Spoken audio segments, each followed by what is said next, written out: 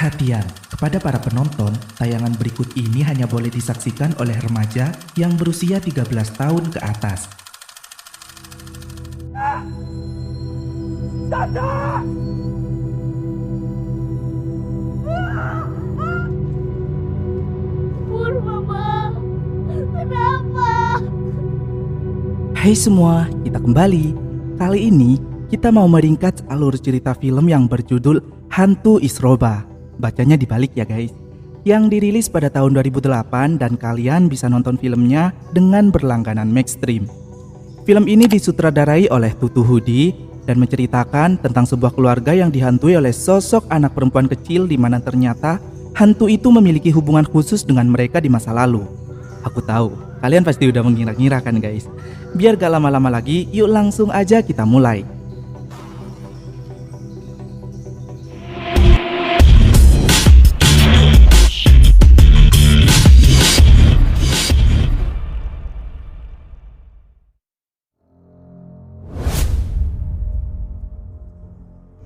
Adegan diawali dari seorang ibu bidan yang masih ada di kliniknya malam-malam. Lalu kemudian dia mendapat gangguan dimulai dari kertas-kertas yang berterbangan, peralatan-peralatan yang pada melayang, dan juga suara remang-remang baby yang ketawa. Babynya beneran baby anak kecil ya guys, bukan baby ayang beb kalian.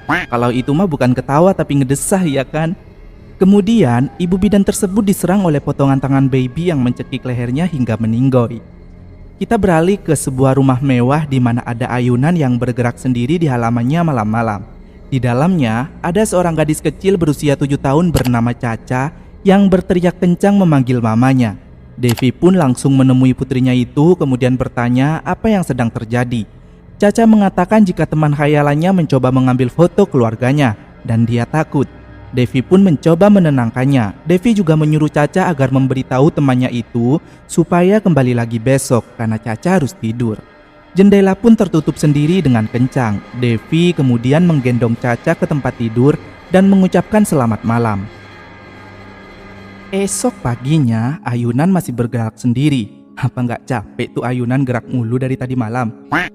Devi memanggil Caca agar segera datang untuk pergi ke sekolah karena mereka sudah hampir terlambat. Sebelum Caca masuk mobil, Devi berbicara dengan Handi, suaminya, agar memberitahu Caca jika teman khayalannya itu sebenarnya gak ada. Handi berkata jika itu gak masalah, mungkin aja Caca sedang berimajinasi dan nanti juga akan sadar dengan sendirinya seiring berjalannya waktu. Saat Caca datang dan masuk mobil, mereka segera pergi. Dan terlihat ada asap hitam misterius yang berasal dari ayunan dan mengikuti mereka. Selama perjalanan, mereka menyanyi-nyanyi bersama dan terlihat betapa harmonisnya keluarga mereka ini. Kemudian saat tiba di sekolah, Devi mengantar Caca ke pintu gerbang dan berpesan layaknya seorang ibu agar Caca gak jajan sembarangan. Sementara Handi merasa ada yang aneh. Caca kan sudah keluar dan menutup pintu sejak tadi. Tapi dia mendengar ada yang menggebrak pintu belakang mobilnya lagi tuh guys. Padahal gak ada siapa-siapa. Ketika Caca berjalan menuju kelas, Caca diikuti oleh sosok anak perempuan transparan berbaju putih. Caca tersenyum padanya dan lari-lari ceria. Mereka berdua seakan bermain bersama tuh guys. Padahal sekolah lagi gaduh karena ada angin puting beliung dari asap hitam yang mengikuti keluarga Caca tadi. Pohon-pohon pun tumbang dan Caca masih asyik bermain. Guru pembimbingnya yang bernama Terry melihat Caca yang berlari santai. Ia pun segera menyelamatkannya dari tiang lampu yang roboh. Terry lalu menghubungi Devi untuk menjemput Caca dan membiarkannya istirahat di rumah. Setibanya di rumah, Devi mengabarkan kabar tersebut pada Handi. Tapi telepon tiba-tiba terputus dan kabelnya nyetrum. Kemudian Devi dikejutkan dengan gagang pintu yang copot dan melesat ke arahnya. Beruntung Devi bisa menghindar tuh guys. Namun gagang itu mengenai foto keluarganya hingga pecah. Devi seketika terkejut karena saat menatap foto itu tiba-tiba muncul sosok menyeramkan. Ketakutan Devi semakin menjadi-jadi ketika ada seorang gadis kecil berbaju putih yang berjalan perlahan menuju ke arahnya. Tentu saja itu bukan coklat Caca. Devi pun lari ketakutan menuju kamar putrinya. Dan di sana, lagi-lagi Devi dibuat heran dengan tingkah Caca yang terlihat mengobrol dengan seseorang. Caca memberitahu mamanya agar kakaknya diizinkan untuk menginap supaya Caca gak kesepian saat malam hari. Seakan memaklumi tingkah anaknya itu, Devi langsung memeluknya dan terkejut ketika melihat ada jejak kaki misterius yang berjalan menuju jendela. Malamnya, Devi menceritakan kejadian aneh yang dialaminya tadi siang pada Handi. Namun, Handi sejak awal memang gak percaya sama hantu. Meskipun Devi sudah bercerita banyak dan berkata jika rumah yang baru mereka tempati ini berhantu. Handi pun menegaskan jika dia gak akan percaya sebelum melihatnya langsung. Devi mendengar suara teriakan Caca, tapi Handi gak mendengar apapun dan mengira jika itu mungkin suara angin. Devi mencari asal suara dan berjalan masuk ke kamar Caca. Sementara Handi justru pergi. Devi gak menemukan Caca ada di kamarnya, justru dia malah terkunci dari luar. Di klub malam, Handi bertemu sahabatnya, Todi, dan menceritakan semua teror yang dialami keluarganya. Meski Handi gak percaya, tapi istri dan anaknya merasakan itu semua. Dan ternyata mereka sudah berkali-kali pindah rumah hanya karena mengalami hal yang sama berulang kali. Dan gak mungkin jika mereka harus pindah lagi, karena kali ini sudah rumah kelima dan dirinya juga sudah kehabisan biaya. Todi yang tahu jika Handi gak pernah percaya hantu hanya bisa menasehati. Jika urusan yang goib-goib harus dipercaya dan diyakini dulu, baru bisa dibuktikan.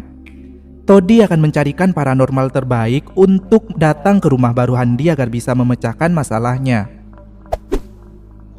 Keesokan harinya, Todi datang membawa para tidak normal. Dukun itu mencoba menerawang dan merasakan ada amarah dendam yang gak terbalaskan di rumah itu.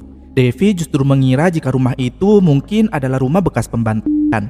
Saat si dukun dan yang lain melihat Caca di halaman rumah berbicara sendiri dan ayunan kosong di sebelahnya mengayun sendiri, mereka memutuskan akan melakukan semacam ritual untuk Caca nanti malam. Malam pun tiba dan si dukun memulai aksi jampi-jampinya. Caca yang bengong heran tak tahu apa maksud dari semua ini tiba-tiba kesurupan dan mulai berteriak kencang sebelum akhirnya pingsan bersama sang dukun. Keesokan harinya, Terry mendatangi rumah Devi untuk menemui dan melihat kondisi Caca. Dan memang kondisinya baik-baik aja tuh guys. Terry memberitahu Devi bahwa dirinya dan juga pihak sekolah sering mendapat laporan kekerasan terhadap Caca, baik via telepon, SMS, ataupun surat. Devi pun langsung membantahnya karena itu gak benar dan menganggap laporan itu sebagai fitnah. Terry mencoba berbicara berdua dengan Caca lalu kembali menemui Devi untuk bertanya latar belakang Caca. Belum sempat bertanya tentang saudara Caca yang Caca katakan, Terry terkejut saat Devi mengatakan jika Caca anak tunggal. Terry pun langsung buru-buru pamit meninggalkan rumah Devi.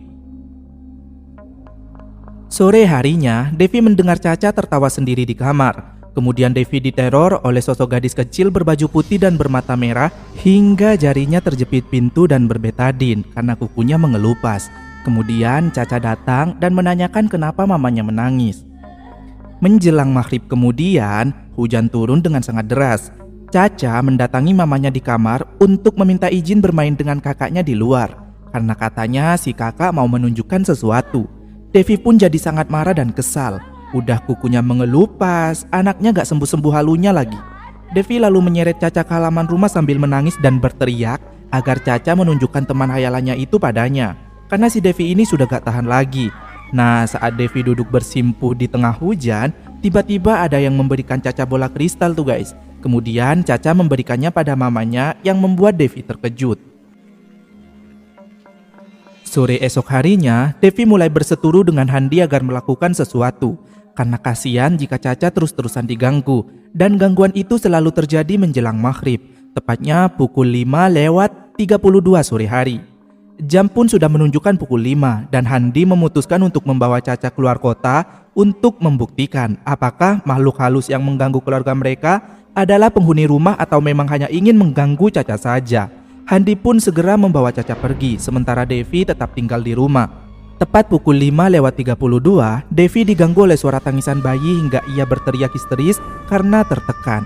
Sementara Handi terkejut ketika mendengar Caca tiba-tiba ketawa sendiri di mobil hingga mereka mengalami kecelakaan di hutan dan Caca menghilang. Malamnya, Handi pulang ke rumah untuk memberitahu Devi bahwa Caca menghilang di hutan dan Devi jadi tambah stres. Kemudian sahabat Handi dan beberapa orang berusaha mencari Caca di tengah hutan.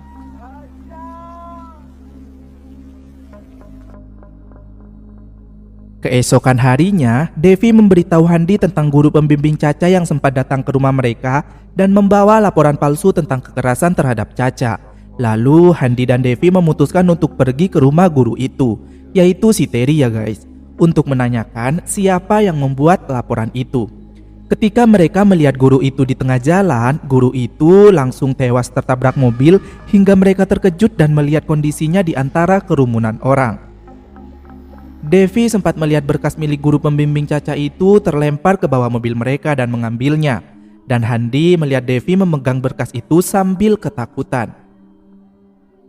Sesampainya di rumah, mereka memeriksa berkas guru itu yang berisi gambar-gambar yang menunjukkan latar belakang mereka berdua serta nomor telepon pengadu yang menghubungi guru pembimbing itu. Tapi setelah ditanyakan ke operator, nomor tersebut rupanya sudah terputus sejak 1 tahun yang lalu. Menjelang maghrib, Devi kepikiran tentang Caca. Dia memandangi bola kristal pemberian putrinya itu, lalu berjalan dan membawa boneka yang tergeletak di lantai. Boneka itu pun tiba-tiba hidup dan mencengkram lengan Devi hingga bersaus tomat. Lalu boneka itu mengejar Devi hingga Devi mengurung diri di kamar. Di kamarnya, Devi kembali dihantui dan diteror. Kertas-kertas mulai berterbangan, terdengar remang-remang suara bayi, suara anak-anak tertawa dan Devi pun teriak. Lalu melihat foto bersama Caca yang ada penampakan anak berbaju putih di antara kertas yang berserakan. Hingga ia melihat nama Cinta di kaca jendela yang mengembun. Hal itu mengingatkannya akan masa lalunya bersama Handi dan keinginannya untuk memberikan nama Cinta kepada anak pertama mereka kelak. Devi terkejut tak percaya lalu dia pergi. Saat menuruni tangga, Devi melihat boneka tadi sudah gak bergerak lagi. Kemudian Devi melihat lembaran kertas yang digambar Caca. Ada gambar rumah tua, kue ulang tahun, dan angka-angka yang disadari Devi merupakan tanggal ulang tahun dirinya pada tanggal 1, tanggal 3 Handi, tanggal 2 Caca, dan satu lagi tanggal 7 yang membuat Devi terkejut tak percaya. Devi kembali memperhatikan bola kristal yang ternyata ada tulisan dari kakak Cinta. Bola itu pun berubah hingga Devi melemparnya dan pecah. Kemudian saat Devi pergi, Devi melihat ada kalung di leher boneka tadi yang membuat Devi menangis tak percaya. Sementara itu, pihak kepolisian memberikan kabar pencarian Caca di tengah hutan kepada Handi. Tapi Handi tiba-tiba menderita sakit kepala dan polisi meminta Handi supaya istirahat. Handi keluar dari kantor polisi dan tertidur di dalam mobil. Kita kembali ke Devi yang pergi ke rumah tua dan diketahui merupakan klinik Isroba di awal video tadi guys. Sambil membawa kertas gambar dan boneka, Devi mulai menangis lalu mencoba menelpon Handi tapi gak diangkat. Devi memutuskan masuk ke dalam klinik seram itu sendirian, sementara Handi bermimpi sedang dikelilingi oleh sekumpulan sosok anak kecil hingga ia ketakutan. Dan setelah terbangun, Handi berusaha menelpon Devi, tapi teleponnya gak aktif.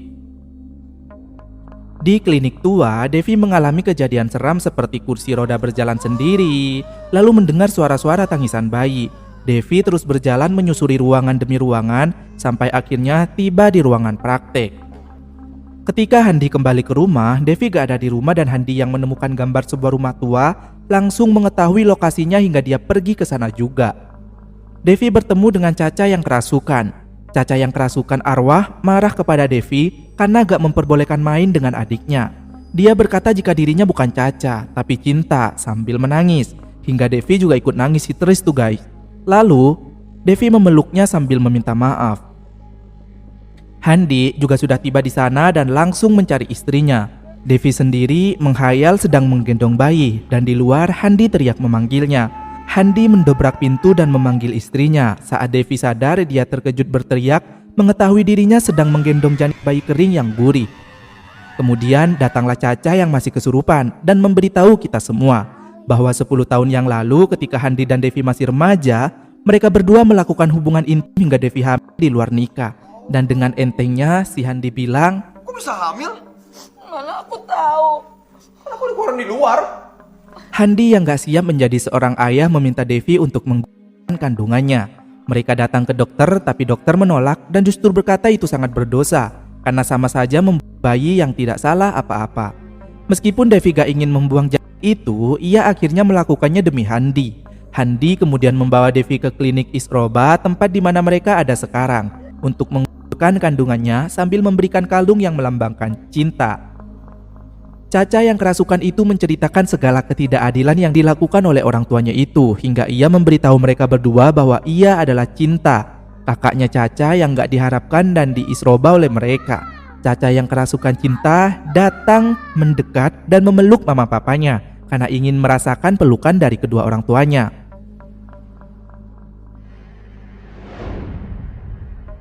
Cinta yang masih marah karena dulu papanya membuangnya menjatuhkan lampu gantung hingga Handi pingsan.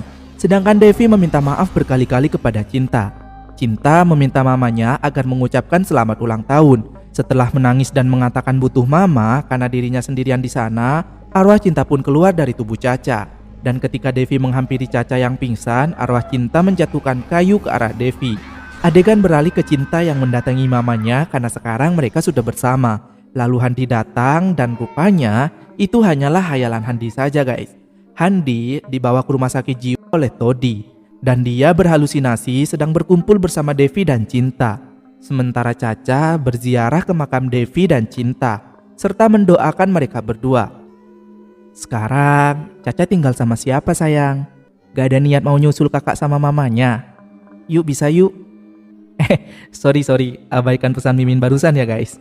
Film pun berakhir dengan lagu Bunda ciptaan Teh Meli dan juga pesan moral dari Dr. Boyke beserta berita-berita tentang ditemukannya mayat-mayat baby tak bersalah.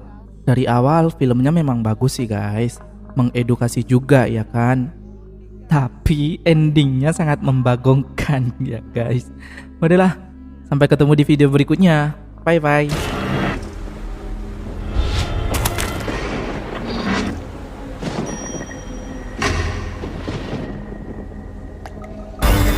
Omong kosong. Di setiap rumah juga ada orang yang meninggal. Eros, karya masterpiece. Aku bukan